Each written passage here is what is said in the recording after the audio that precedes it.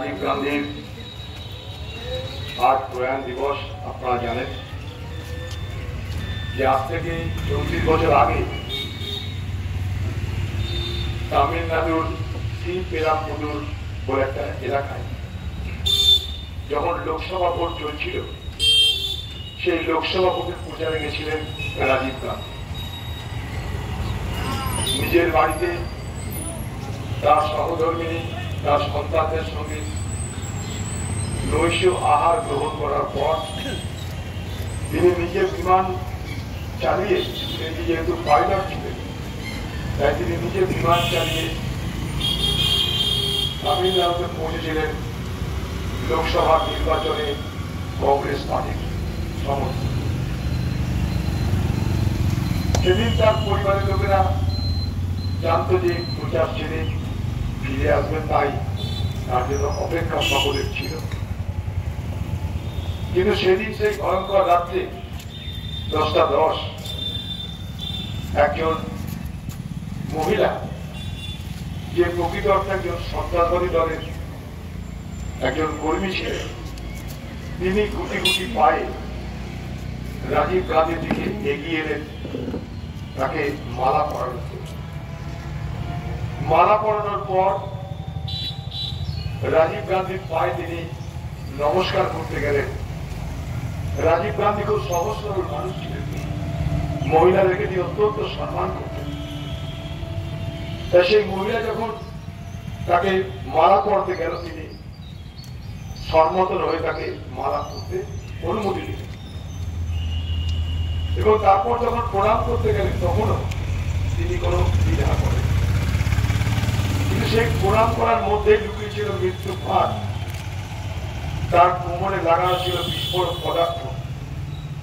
প্রণাম করবার আশায় সেই বিস্ফোরক পদার্থের যাতে বিস্ফোরণ হয় তার জন্য তার যে বেল্ট ছিল সেই বেল্টের সুইচটা তিনি অন করলেন, আর এক ভয়ঙ্কর বিস্ফোরণ। রাজীব গান্ধী তার দেহ ছিন্ন ভিন্ন হয়ে গেল। পৃথিবীর ইতিহাসে এক নিষ্ঠুরতম হত্যার সাক্ষী থাকল মহাত্মা গান্ধীর অহিংসা দেশ ভারতবর্ষ। রাজীব গান্ধী বলতেন, মহিলারা হচ্ছে সমাজের দিকে। রাজীব গান্ধী বলতেন যে মহিলারা আছে বলে সমাজকে ঐক্যবদ্ধ রাখা সম্ভব। রাজীব গান্ধী বলতেন, মহিলাদেরকে শুধুমাত্র রান্নাঘরে বেঁধে রাখা নয়, বাড়ির উঠোনে আটকে রাখা নয়, মহিলাদেরকে আরো বেশি প্রশাসন চালানোর ক্ষমতা দিতে হবে, দেশ চালানোর অধিকার দিতে হবে। সেই লক্ষ্য নিয়েই যে গ্রাম পঞ্চায়েত অর্থাৎ পঞ্চায়েতি রাজ এবং নগরপালিকা, যাকে আমরা মিউনিসিপ্যালিটি বলি, সেই পঞ্চায়েতি রাজ এবং নগরপালিকা যে আইন হয়েছিল, সেখানে প্রথমেই মহিলাদের জন্য 30% আসন সংরক্ষিত হয়েছিল। সেটা এখন বেড়ে 50% হয়েছে বিভিন্ন রাজ্যে। সূত্রপাত রাজীব গান্ধীর হাত ধরে। সেই রাজীব গান্ধী যিনি সব থেকে বেশি মহিলাদের কথা ভেবেছেন, যুবদের কথা ভেবেছেন, সেই মহিলাদের মধ্যেই একজন সন্ত্রাসবাদী পোশাক পরে তাকে হত্যা করে দিলেন।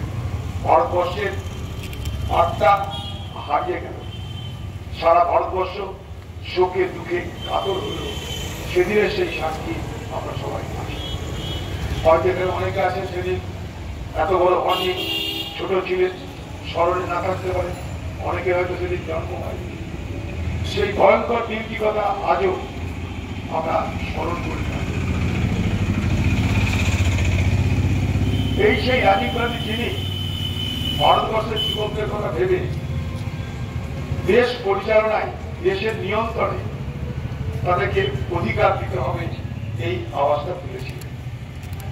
যেখানে আগে ভোটের ন্যূনতম বয়স ছিল 21 বছর, রাজীব গান্ধীর নেতৃত্বে সেই ন্যূনতম বয়স 21 বছর থেকে নেমে 18 বছর হয়েছিল। এটা একটা আরেক ধরনের বিপ্লব। যে আজ 18 বছরের যুবক যুবতীরা নির্বাচনে অংশগ্রহণ করতে পারে, তাদের নির্বাচনে অংশগ্রহণের মাধ্যমে আমাদের দেশের ভাগ্য নিয়ন্ত্রণ করবার তারা সুযোগ পেয়ে থাকে। তাই রাজীব গান্ধী মানে নতুনত্ব, রাজীব গান্ধী মানে আধুনিকতা, রাজীব গান্ধী মানে অগ্রগতি, রাজীব গান্ধী মানে দেশপ্রেম, রাজীব গান্ধী মানে দেশের অখণ্ডতা, রাজীব গান্ধী মানে গণতন্ত্র, ধর্মনিরপেক্ষতা।